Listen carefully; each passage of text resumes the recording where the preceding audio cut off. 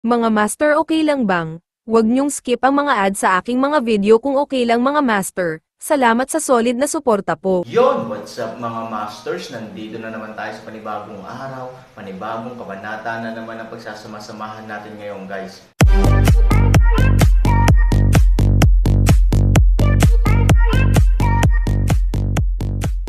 Bali mga masters, kung bago ka pa lang po sa aking YouTube channel, please click the subscribe button, lalong-lalo na po yung notification bell guys, para maging connected pa rin tayo sa isa't isa at maging updated kayo sa mga susunod ko pang video. Bali mga masters, bago natin umpisahan ng kwento ay mag-shoutout po muna tayo para sa mga solid nating tagapakinig. Shoutout kay Fernando Jimeno. Shoutout kay Jeps Ignacio. Yun na nga mga masters, no? Bali hindi na ito patagalin. In 3, 2, 1, let's go! I can wawag my tail in front of anyone like a pug, but that doesn't mean na wala akong dignidad. I put down my dignity just to let my family, my wife and daughter live with dignity, so, noong sila ay nabantaan ako, ang binigay ko ay hindi ang dignidad ko, kundi ang buhay ko. Damn, tama ka, fuck them. Kahit anong mangyari, mamamatay ka, kung susubukan mo, baka may chance ka pa. Ang mga taong iyon ay hindi mababait na tao sa simula pa lang, napakaraming araw na silang nagugutom, sa kanilang paningin, hindi naman tayo tao, pagkain lang. Kung tatayo ang isang tao, ibig sabihin ay parami ng parami ang tatayo. Tuwang-tuwa si Hyjin, at pagkatapos magkatinginan, sinasadyang ngumiti sina Hyjin at Luo Jin. Panginoong Luo Lungsod, ang digmaan ay apurahan, mangyaring tulungan akong tipunin ang mga taong nagpalista upang sumali sa digmaan sa lalong madaling panahon. Tumanggaw si Luo Jin at tumingin sa katulong sa likuran niya, lumakad ka at buksan mo ang pinto sa bodega, bagaman matagal nang walang digmaan ang Yetian City, at malamang nakalawangin ang mga armas sa loob ng maraming taon, ginagamit pa rin natin ang lahat ng magagamit. Oo, pagkaalis ng katulong ay nagtaas ng kamay si Luo Jin. Lahat, malapit na ang gyera. I appreciate your courage. Luo, promise din na kahit sino man yan, kung mamatay ang kapatid mo sa labas sa labanan, ang pamilya mo ay aalagaan ng palasyo ng Panginoong Lungsod. Marahil, maaaring mahirapan si Tian Cheng sa hinaharap, ngunit ipinangako ni Luo na hanggat may subo si Luo, tiyak na magkakaroon ng isang mangkok ng pagkain ang balo mo. Sa pamamagitan ng dalawang simpleng pangungusap, nalutas ni Luo ang mga alalahanin ng maraming tao at lubos na napabuti ang kanilang moral. Siyempre marami pa rin sa crowd ang piniling umatras. Una, takot sila sa kamatayan. Pangalawa, maswerte sila dahil takot sila sa kamatayan. Pangatlo, hindi lahat ay kayang gawin ang hakbang na iyon ng buong tapang. Gayunpaman, inaasahan na ito ni Hyjin at ng iba pa sa simula. Mabuti. Ngunit mas marami pa rin ang mga taong matapang na naninindigan sa harap ng responsibilidad at responsibilidad. Lahat, pagkatapos matalo ang lungsod, ang ating mga tropa ay magsisilbing taliba, at kayo ang mananagot sa suporta mula sa likuran, sabi ni Hyjin. That's not allowed, yet Ian City belongs to all of us, we must attack together. Ibig sabihin, kayong mga tagalabas ay nagmamadaling sumugod, ngunit tayo mismo ang nagiging pagong sa likod. Napukaw ang damdamin ng publiko, at natural na tataas ang diwa ng pakikipaglaban. It's not that we look down on you, but we have the advantages of equipment, experience, etc. We all have a common enemy and the goal is the same, it doesn't matter who are in front and who is behind. Pagkatapos magsalita ni Hyjin, sinugod niya ang dalawang tagasunod sa likod niya at sumigaw, humanda ka sa pagtugtog ng drums. Oo. Ang dalawang tagasunod ay mabilis na umalis sa pinangyarihan at dirdiretsong tumakbo patungo sa gate ng lungsod. Sa loob ng ilang sandali, nagsimulang tumunog ang mabibigat na drum martilyo. Lahat, hatiin sa 4 na koponan at suportahan ang 4 na pintuan. Ako, Hyjin, ipinangako ang aking buhay upang ipagtanggol ang lungsod ng Yetian hanggang sa kamatayan. Patayin. Tumingin si Hyjin kay Luo Jin, Panginoong Luo Lungsod, mangyaring lumipat sa mansyon. Ngumiti si Luo Jin, sa tingin mo ba nandito si Luo para lang tulungan kang magtipon ng mga tao? Hindi. Ang sinabi ni Luo ay mula sa kaibuturan ng kanyang puso, si Luo ay isang ama, at nais ni Luo na protektahan ang kanyang anak na babae. So, Gusto ni Luo na sumali sa gyera. Pagkatapos magsalita, tumingin si Luo Yuan sa natitirang mga katulong, ay escort mo ang dalaga pabalik sa bahay. Tandaan mo, kung babalik ako, mas mabuti, pero kung hindi ako makakabalik, kumuha ka ng mga amethyst at kunin mo ang dalaga, dito. Oo, pinalaki kita ng mahigit 10 taon, I also hope that if any happen to me, you can protect the young lady with all your life. I am just a daughter. Don't worry, City Lord, we will risk our lives to protect the safety of the young lady. Father, medyo nag-aatubili na tumingin si Luo Yinger kay Luo Jin. Ngumiti si Luo Jin ng mahina, at hinawakan ang ulo ni Luo Yinger, tapos, tumalikod siya at tumingin kay Haijin, Deputy Commander. Go! Sinasabayan ng mga sigawan sa Yetian City. Ang isa pang puwersa ay mabilis na lumipat patungo sa mga pader ng lungsod sa lahat ng panig. Patayin. Ang mga general na nagtatanggol sa pader ng lungsod ay naglulunsad pa rin ng hindi mabilang na mga pag-atake ng kanilang sarili. Hindi mabilang na mga miyembro ng Polar Bear Legion ang nahulog, ngunit hindi mabilang na mga lalaki sa mga itim na sundalo ang nalipol din. Sa ilalim ng lupa, ang mga sundalong langgam ay patuloy ding sinisira. Maging sa mga super elite na pinamumunuan ni Chi Meng na nagtatago sa dilim para tumulong sa pag-atake, marami sa kanila ang hindi na gumalaw. Ito ay isang lubhang brutal na labanan, para sa magkabilang panig. Patayin. Dumating ang suporta mula sa mga mamamayan ng Yetian City, kahit na ang mga kakayahan sa pakikipaglaban ng grupong ito ng mga tao ay mas mababa kaysa sa mga sundalo mula sa anumang panig sa larangan ng digmaan. Ngunit ang malaking bilang ng 10,000 ay nagbigay pa rin sa aming panig ng malaking pagpapalakas ng moral. Ito naman ay isang dagok din sa madlang nakaitim na matagal nang umaatake. The crowd of millions should have been a crushing force, pushing all the way, pero sobrang hirap ng laban, medyo intolerant sa personal mentality ko. Ulat, sa likurang bahagi ng digmaan, ang matanda na kagagaling lang ng kanyang katinoan ay sa wakas ay nakatakas mula sa krisis. Bagamat hindi masyadong malayo sa kanya si Han Sanchen at hindi siya ganap na ligtas, kahit papaano sa paghusga sa kasalukuyang sitwasyon, maaari siyang makakuha ng kaunting espasyo sa paghinga. Anong nangyari ulit? Ang pag-iisip ng matanda ay nagalit na ng husto ni Han Sanchen, at natural na inis siya nang marinig niya na ang kanyang mga nasasakupan ay dumating upang magulat muli. Alam niya na kadalasan ang ganoong kagyat na ulat ay walang magandang resulta. Ang pag-unlad ng lungsod ng Yetian, limitado ang pag-unlad. Damn it, lahat ba kayo ay kumakain ng tae?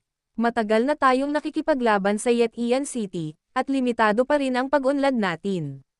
Hindi na nakatiis ang matanda, matagal na niyang nawala ang kakisigan at kakisigan niya noon, mapayapa. Puno ng dirty words, ngunit sa katunayan, ang isa ay maaaring maunawaan ang kanyang Easterismo mula sa isang tiyak na pananaw. Sino mang coach na, sa napakaraming lalaki, ay nakakamit ng ganoong record, at inaatake pa ng kalaban sa isang palihim na pag-atake, ay dapat na inis sa loob. Pagbabalik sa mga matatanda, kami ay halos nabubuhay, ngunit sa ilang kadahilanan, ang grupo ng mga tao sa Yetian City ay biglang pinatay ang buong lungsod, bagaman silang lahat ay ordinaryong tao. Ang kabuuang bilang ng mga tao sa 4 na pader ng lungsod ay halos 100,000. Ang aming hukbo ay natural na mahahadlangan, sobrang depressed din ng mga subordinate niya. They're just civilian, let alone 100,000, so what if I count him 200,000? Hindi mo man lang masolve ka. Wala ring magawa ang mga nasasakupan. Mahirap talaga silang lutasin. Sa katunayan, ang buong sitwasyon ng labanan ay mukhang napakasimple, ngunit ito ay napakahirap na patakbuhin.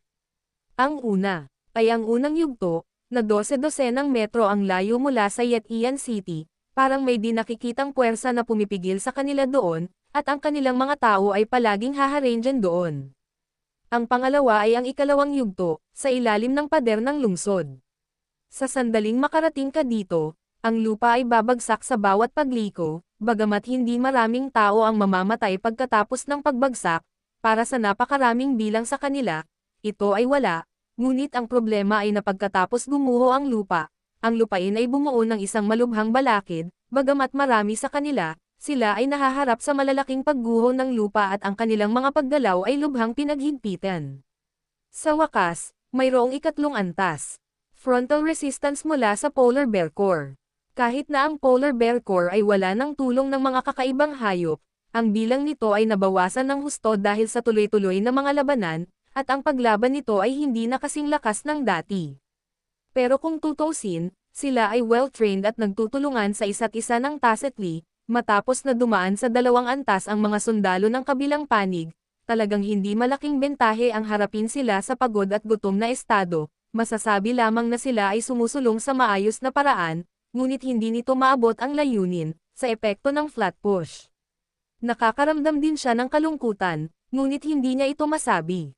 At least, hindi pa rin niya naiisip kung ano ang nangyayari sa pinakamalakas na hadlang sa unang antas, ibig sabihin, bukod sa mapag-alitan ay mapag-alitan lang siya.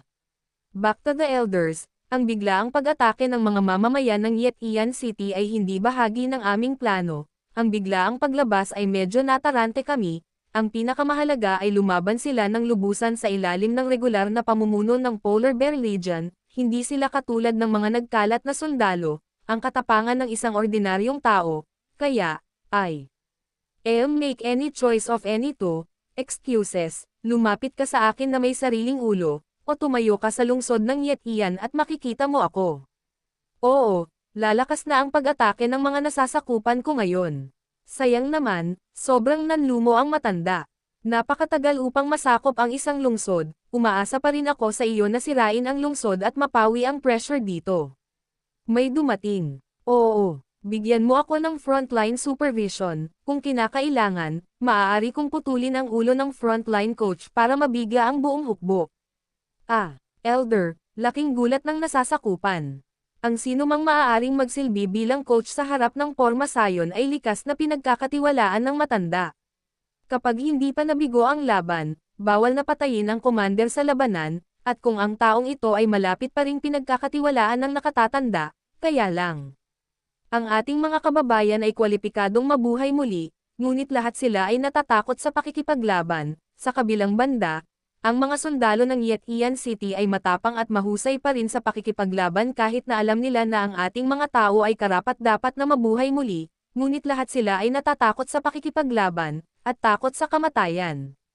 Panipi, ipasa ang aking lihim na utos kung walang resulta sa loob ng isang kapat ng isang oras. Ang commander na namamahala ay nais kong malaman ng lahat na ito ang parusa ng hindi makasalakay sa lungsod kahit na ang aking mga malapit na tagasunod. Oo, para sa matanda, walang ibang paraan para gawin ang kabaliwan na bagay. Hindi na siya makapaghintay ng tahimik sa kinalabasan ng labanan gaya ng ginawa niya noon, at napanatili pa niya ang kanyang posisyon sa kabila ng bahagyang pagkabigo. Kailangan niyang makita agad ang mga resulta, at dapat ay may lugar siya kung saan masisira niya ang laro para maibsan ang pressure sa kabilang panig. Pagkatapos ibigay ang mga tagubaylang ito, tumingin ang matanda sa Han Sanchen. Bagamat sa sandaling ito, isang malaking pagkubkob ang nabuo sa panig ni Han Sanchen, at isang tuloy-tuloy na daloy ng mga sundalo ang patuloy na lumiliit sa nagtatanggol na bilog. Pero sa totoo lang, from an insider's perspective, medyo late na. Masyadong mabangis si Han Sanchen, bagamat maraming sundalo ang nakapaligid sa kanya, mabilis silang natalo. Parang gumamit ng putik para harangin ang baha, bagamat mayroon siyang tuloy-tuloy na daloy ng buhangin na humaharang dito, kung ang baha ay masyadong malaki, ang bilis ng pagharang mo ay maaaring hindi makasabay sa bilis ng baha, sa madaling salita, hindi ka makakahabol sa baha, kung walang ganap na lead, kung gayon ang lahat ay walang laman na usapan. Alinman sa maghintay para sa tubig upang hamupa, o maghintay ng masyadong mahaba at ito ay dahan-dahan maging barado. Tawag, tulungan mo akong bumaba at magpahinga, nakahinga ng maluwag ang matanda. Hindi niya lang sinabi na pupunta ako sa ligtas na lugar at magpapahinga, retorika lang. Ilang followers ang umalalay sa kanya at hakbang-hakbang na naglakad patungo sa labas. Kahit na ang puwersa ng nakapalibot na Han Sanchen ay hindi nasiyahan sa kanya, ito ay hindi isang walang kwentang pagsisikap. Hindi bababasa, ito ay maaaring pigilan Han Sanchen likod. Ang natitira ay sandali lamang. Elder, how about we be patient? We can trap Han Sanchen here, and it is only a matter of time before Yetian City over there, once na may progress sa kahit anong aspeto, maibabalik ang sitwasyon natin. Oo kuya, Huwag ka nang masyadong mag-alala. Matapos marinig ang pangungumbinsi ng entourage, tumanggo ang matanda.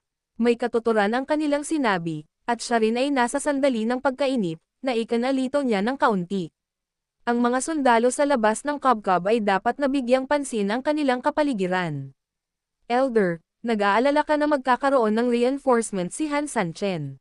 Mariing tumanggo ang matanda, bagamat talagang matapang ang hakbang ni Han Sanchen na mag-isa, hindi ako naniniwala na sapat ang kanyang loob na ilagay lamang ang kanyang ulo sa kanyang sinturon upang maglaro, tao lang siya, at palagi siyang nag-iisa, lalaki, hindi ba niya naisip ang malalang kahihinatnan kapag siya ay nabigo? At pagkasabi niyan, kung wala siyang pagkakataong manalo, sulit ba na kumuha ng malaking panganib si Han Sanchen? Kaya iniisip ko na malamang may mga reinforcements sa likod niya. He was making trouble inside, nung itinoon namin lahat ng atensyon namin sa kanya, biglang lumabas ang napakaraming reinforcements. What do you think it would be like? Kami ay inaatake mula sa loob at labas, sumagot ang katulong, bagamat tayo ay sapat na malaki at hindi matatakot sa mga kilos ni Han Sanchen, hindi may iwasang magkaroon ng kaguluhan sa ating hukbo. Tumanggo ang matanda, oo, ito talaga ang ikinababahala ko. Pagdating ng panahon, sasamantalahin ni Han Sanchen ang ating kaguluhan upang mangisda sa magulong katubigan, natatakot ako na magkaroon ng mas maraming kaguluhan. Kinuha ng follower ang order, I will give you the orders now.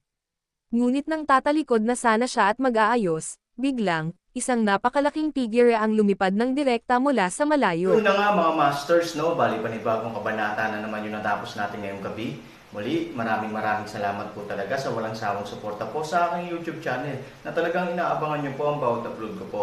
Bali mga masters, magkita-kita ulit po tayo bukas ng gabi at ngayon po ay magpapaalam po muna tayo. Bali mga masters, bye-bye!